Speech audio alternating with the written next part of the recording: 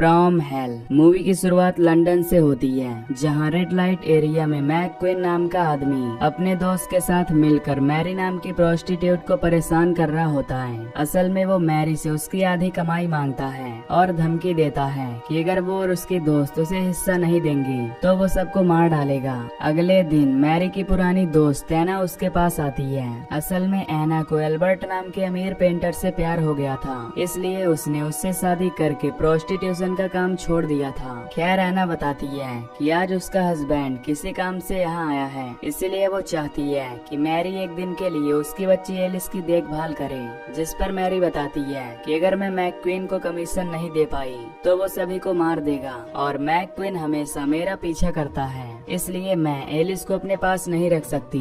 तब एना कहती है कि वो एल्बर्ट से उसे कुछ पैसे दिला देगी जिन्हें वो मैकक्वीन को देकर उससे पीछा छुड़ा सकती है। ये सुनकर मैरी एलिस को रखने के लिए मान जाती है। इसके बाद मैरी और उसकी फ्रेंड मार्था देखती है कि एना और एल्बर्ट को कुछ लोग जबरदस्ती अपने साथ ले जा रहे हैं। ये देखकर मैरी को एलिस की फिक्र होती है। रात होने पर एलिस को भूख लगती है, लेकिन उनके पास उसे खिलाने के लिए कुछ भी नहीं था, इसलिए मार्था पैसे कमाने के लिए क्लाइंट ढूंढने लगती है। तभी रास्ते में मार्था को कोई पकड़ लेता है और उसे मारकर उसके सारे ऑर्गन्स निकाल लेता है। इस मर्डर केस को सर्जेंट पीटर संभालता है और मदद के लिए इंस्पेक्टर फ्रेडरिक के पास जाता है। दरअसल फ्रेडरिक क्राइम सीन को देखकर ही सारी सिचुएशन बताने में माहिर था। इसके अलावा उसे पूर्वाभास होता था, यानी कि वो भविष्य में होने वाली कुछ चीजों को देख सकता था, लेकिन उसे शराब की लत थी, इसलिए वो हमेशा क्लब में ही रहता था। पीटर उसे लेने के लिए क्लब में जाता है और उसे केस के बारे में बताता है, जिसके बाद दोनों पोस्टमार्टम रूम में जाते हैं, जहां वो देखते हैं कि किलर ने मार्था के प्राइवेट पार्ट को भी काट डाला है। दूसरी ओर विलियम नाम के मशहूर डॉक्टर को दिखाया जाता है, जिसने पागलपन का एक नया इलाज खोजा था, इसलिए वो अपना पहला एक्सपेरिमेंट करने वाला था। और जिस मरीज पर ये एक्सपेरिमेंट होने वाला था वो कोई और नहीं बल्कि एना थी। असल में एना को यहाँ वायलेंस डिसीज के नाम पर लाया गया था। यहाँ डॉक्टर फेरल इस एक्सपेरिमेंट को शुरू करते हैं और अपने हथियार से मारकर एना को बेहोश कर देते हैं। इधर मैरी और उसकी दोस्तों को लगता है कि मैकक्वीन ने मार्था को मारा है, इसलिए मैरी मैकक्वीन के डर से एलिस को एना के पेरेंट्स को दे देती है। दूसरी ओर पोली नाम की प्रोस्टिट्यूट को एक क्लाइंट मिलता है। तब मैकक्वीन वहां आकर पोली की आधी कमाई छीन लेता है, जिससे वो बहुत दुखी हो जाती है। जिस दौरान रास्ते में उसे एक आदमी मिलता है जो उसे अंगूर का लालच देकर अपने पास बुलाता है और फिर उसे जान से मार डालता है। इस मर्डर के बारे में पता चलते ही इंस्पेक्टर फ्रेडरिक वहां आता है, जहां वो अंगूर की डंडियां देखता है। फ्रेडरिक समझ चुका था कि किलर ने पोली को मार्था की तरह मारकर उसके ऑर्गन्स निकाल लिए हैं, इसलिए वो अपने सीनियर चार्ल्स के पास जाकर उन्हें बताता है कि किलर एक सर्जन है, क्योंकि ऑर्गन्स को इतनी सावधानी से सिर्फ सर्जन ही निकाल सकता है। साथ ही फ्रेडरिक अंगूर के बारे में बताता है कि एक गरीब आदमी इसे नहीं खरीद सकता, इसीलिए किलर कोई अमीर आदमी है जिसने अंगूर का झांसा देकर पोली को मार डाला। जिस पर चार्ल्स उससे कहता है कि उसे सही ढंग से छानबीन करना चाहिए। इसके बाद फ्रेडरिक पोली के फ्यूनरल में जाता है। तब वो मैरी और उसकी दोस्त से मर्डर के सिलसिले में बात करता है, लेकिन सभी लड़कियां उसे अनदेखा करके जाने लगती हैं, क्योंकि वो मैकक्वीन से डर रही थी। वहीं मैरी हिम्मत करके फ्रेडरिक को बताती है कि इस मर्डर में मैकक्वीन का हाथ है, जिस पर फ्रेडरिक कहता है कि उनके पास मैकक्वीन के खिलाफ कोई सबूत नहीं है, इसीलिए उसे उनकी मदद करनी होगी। ये सुनकर मैरी को गुस्सा आ जाता है और वो भी वहाँ से चली जाती है। इसी रात वो किलर अपने वर्कर को एक नया शिकार खोजने के लिए भेजता है, जिस पर वो वर्कर मैरी की दोस्त एनी को अपने झांसे में फंसाकर किलर के पास ले जाता है, जहाँ किलर एनी को बुरी तरह मार डालता है।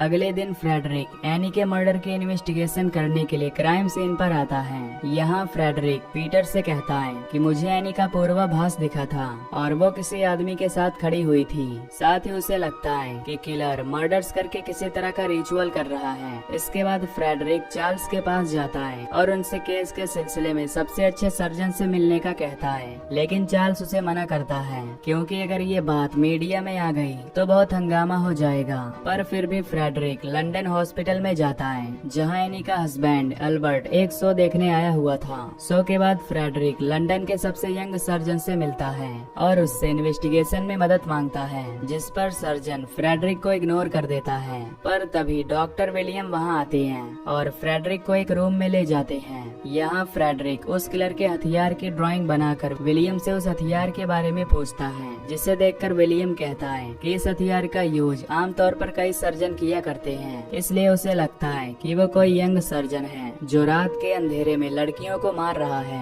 इसके बाद हम एल्बर्ट को रेड लाइट एरिया में देखते हैं, जो एक घोड़ा गाड़ी में बैठकर निकल जाता है। इस गाड़ी का ड्राइवर वही था जो किलर के लिए काम किया करता था। दूसरी ओर विलियम इंग्लैंड की महारानी विक्टोरिया से मिलता है, क्योंकि उनके पोते की हालत बहुत खराब थी। विलियम उसका इलाज करने का कहकर रानी को चिंता न करने का कहता है। इधर फ्रेडरिक सिटी के मैप पर एक निशाना बनाता है, क्योंकि उसे एक पूर्वाभास हुआ था कि किलर अपना अगला शिकार उसी जगह पर करेगा, इसलिए वो पुलिस को डबल शिफ्ट पर लगा देता है। यहाँ किलर का ड्राइवर उसे ये सब बंद करने के लिए कहता है, जिस पर किलर कहता है कि हम सब नरक में हैं और हमें ये काम करना होगा। इसी बीच फ्रेडरिक मैरी से मिलकर उससे मर्डर के बारे में पूछताछ करता है। तब वो मैक्क्वीन के खिलाफ गवाही देने का कहती है, जिस पर फ्रेडरिक मैरी को अपनी पूर्वाभास में देखी हुई चीजें बताता है, जिसमें मैरी समुद्र के किनारे अपने घर में बच्चे के साथ खेल रही है। इसलिए वो उसे मैक्क्वीन के खिलाफ गवाही देने से मना करता है, क्योंकि ऐसा करने पर मैक्क्वीन के लोग उसे मार डालेंगे। तभी मैरी उस आदमी के बारे में बताती है, जिसे उसने एनी को ले जाते वक्त देखा था। फ्रेडरिक को उस आदमी की छानबीन से पता चलता है कि वो स्पेशल ब्रांच का ऑफिसर वैन है। अब फ्रेडरिक पीटर को इस बारे में बताता है और कहता है कि अल्बर्ट और एनी की एक लड़की थी, जिसे मैरी ने एनी के पेरेंट्स के पास छोड़ दिया था। पर मर्डर के बाद से उस लड़की के साथ साथ एनी के पेरेंट्स गायब हो गए हैं। इसके बाद पीटर और फ्रेडरिक स्पेशल ब्रांच के ऑफिस में जाते हैं, जहाँ पीटर बाहर खड़ा होकर पहरा देता है और फ्रेडरिक चालाकी से ऑफिस में जाकर एनी की फाइल ढूंढता है, जिस दौरान वैन ऑफिस की ओर आता है, जिसे देखकर पीटर बारूद से भरे बैग में आग लगाकर उसकी ओर फेंक देता है। जब वो बैग ब्लास्ट होता है तो फ्रेडरिक मौका देखकर ऑफिस से भाग जाता है। अगले दिन फ्रेडरिक और मैरी एनी से मिलने मेंटल हॉस्पिटल जाते हैं, जहां मैरी एनी से कहती है कि वो उसकी बेटी एलिस को ढूंढ लेगी। तभी फ्रेडरिक एनी से अल्बर्ट के बारे में पूछता है, जिस पर वो बताती है कि अल्बर्ट एक प्रिंस है। ये सुनकर फ्रेडरिक सोच में पड़ जाता है। यहाँ से जाते वक्त मैरी बताती है कि अल्बर्ट और एनी की शादी उनके सामने हुई थी और वो एक बड़ा पेंटर है। इसके बाद मैरी फ्रेडरिक से उसके बारे में पूछती है, जिस पर वो बताता है कि कुछ समय पहले उसकी पत्नी और बच्चे की मौत हो गई, जिससे वो अकेला पड़ गया है। इस तरह दोनों के बीच दोस्ती हो जाती है और फिर वो दोनों एक आर्ट गैलरी में जाते हैं, जहां उन्हें अल्बर्ट की पेंटिंग दिखती है, जिससे उन्हें पता चलता है कि अल्बर्ट प्रिंस है। जिसके बाद फ्रेडरिक विलियम से मिलने जाता है, जहां उसे पता चलता है कि अल्बर्ट विक्टोरिया का पोता है और विलियम कई सालों से अल्बर्ट का इलाज कर रहा है। इससे फ्रेडरिक को शक होता है कि अल्बर्ट ने ही सारे मर्डर किए हैं, जिस पर विलियम कहता है कि अल्बर्ट कई सालों से बीमार है, इसलिए वो किसी को नहीं मार सकता।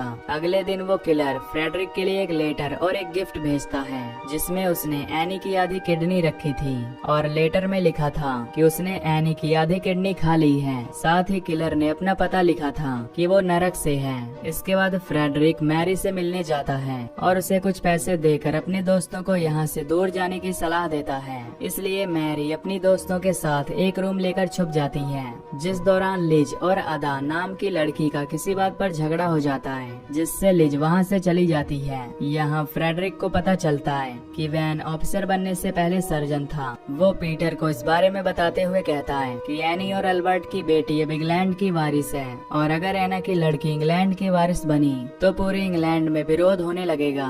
इसलिए शायद वैन ने एनी को किडनैप किया और अब वो एनी और अल्बर्ट की शादी का सबूत मिटाने के लिए उसके दोस्तों को मार रहा है। इधर किलर लिज को अपने जाल में फंसाकर अपने साथ ले जाता है और अपने ड्राइवर के साथ मिलकर उसे मार डालता है। पर जब वो उसके ऑर्गन्स निकालते हैं तो उन्हें वहाँ पर एक आदमी आता हुआ दिखाई देता है, जिससे वो दोनों वहाँ से भाग जाते हैं। दूसरी ओर केट लिज को ढूंढ रही थी कि तभी किलर उसे पकड़कर मार डालता है। इसी दौरान फ्रेडरिक को महसूस होता है कि उसके एरिया में कुछ हुआ है, इसलिए वो उस जगह पर जाने लगता है। जिस बीच वैन उसे पकड़ लेता है और उस पर जांच करने के लिए उसे बहुत मारता है। इसके बाद फ्रेडरिक क्राइम सीन पर जाता है तो देखता है कि किलर ने एक मैसेज लिखा है कि इन मर्डर का जिम्मेदार जोइस गैंग नहीं है। अगर ये मैसेज शहर के लोगों को पता चल गया तो दंगे होने लगेंगे, इसलिए चार्ल्स फ्रेडरिक को मैसेज मिटाने का कहता है, जिस पर फ्रेडरिक इनकार कर देता है। इस वजह से चार्ल्स गुस्से में उसे जॉब से निकाल देता है। इसके बाद जब फ्रेडरिक घर में होता है तो उसे इस बात का पूर्वाभास होता है कि किलर इस बार मैरी को मारने वाला है। इधर मैरी एक क्लब में जाती है जहां फ्रेडरिक का आदमी उसे कुछ पैसे देता है। इसी बीच किलर का ड्राइवर मैरी को देख लेता है, जिससे उसे मैरी का पता चल जाता है। यहाँ फ्रेडरिक विलियम के पास जाता है और उन्हें बाइबल के इमाम आफिन के बारे में बताते हुए कहता है कि इमाम आफिन ने कुछ प्राइवेट एजेंसीज बनाई थी, तब ज्यूस ने उन्हें खतरा समझकर इमाम आफिन को मार दिया था। ये कहकर वो सारे मर्डर का लिंक इमाम आफिन से जोड़ देता है, क्योंकि उसे लग रहा था कि किलर उन्हीं प्राइवेट एजेंसी का मेंबर है। इसके बाद फ्रेडरिक विलियम से पूछता है कि क्या विक्टोरिया ने तुमसे एनी और अल्बर्ट की शादी के सबूत मिटाने के लिए मदद मांगी थी। ये सुनकर विलियम गुस्से में आ जाता है और बताता है कि उसी ने विक्टोरिया के कहने पर सारे मर्डर किए हैं और चार्ल्स, वैन, फेरल भी उसके साथ शामिल हैं। ये सुनकर फ्रेडरिक विलियम को अरेस्ट करने लगता है कि तभी वैन पीछे से वार करके उसे घायल कर देता है, जिसके बाद विलियम मैरी को मारने के लिए जाता है। दूसरी ओर फेरल और वैन फ्रेडरिक को अपनी घोड़ा गाड़ी में ले जाकर उसे जहर देने का सोचते हैं, लेकिन फ्रेडरिक उनसे हाथापाई शुरू कर देता है, जिससे वो जहर वाला इंजेक्शन फेरल को लग जाता है और वैन घोड़ा गाड़ी से बाहर गिर जाता है। अब फ्रेडरिक जल्दी से मैरी के पास जाता है, लेकिन विलियम ने उसे मार डाला था। यहाँ फ्रेडरिक गुस्से में आकर चार्ल्स से विलियम का पता पूछता है, जिस पर चार्ल्स उसे डराता है और कहता है कि अगर उसने विलियम के साथ कुछ भी किया तो उसके लिए अच्छा नहीं होगा। साथ ही वो फ्रेडरिक को फिर से जॉब पर आने का कहता है। जिसके बाद फ्रेडरिक मैरी की बॉडी के पास जाता है, जहाँ उसे बालों से पता चलता है कि वो मैरी की नहीं बल्कि लिज की लाश है।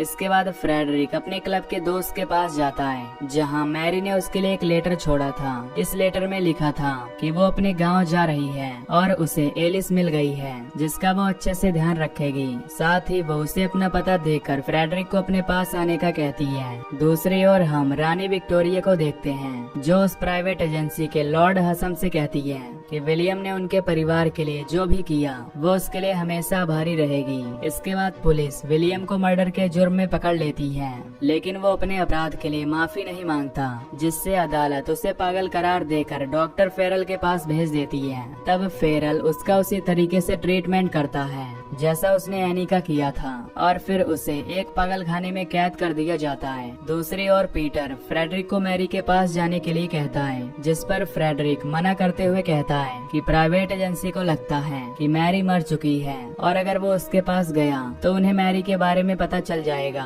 कुछ समय बाद हम मैरी को उसके गाँव में एलिस के साथ देखते हैं, जो कि अब बड़ी हो चुकी थी। वहीं फ्रेडरिक को भी इस चीज का पूर्वाभास हो जाता है। थोड़े दिन बाद हम पीटर को देखते हैं, जो कि फ्रेडरिक के घर जाकर उसे उठाता है। तब उसे पता चलता है कि वो शराब के ओवरडोज से मर चुका है। यहाँ पीटर को उसके हाथ में 2 सिक्के दिखाई देते हैं। असल में कैथोलिक लोग मरने पर ये सिक्के अपने हाथ में रखते हैं, क्योंकि जब यमदूत उन्हें लेने आता है तो वो इन सिक्कों के बदले उन्हें स्वर्ग ले जाता है। इसलिए पीटर उन सिक्कों को उठाता है और फ्रेडरिक की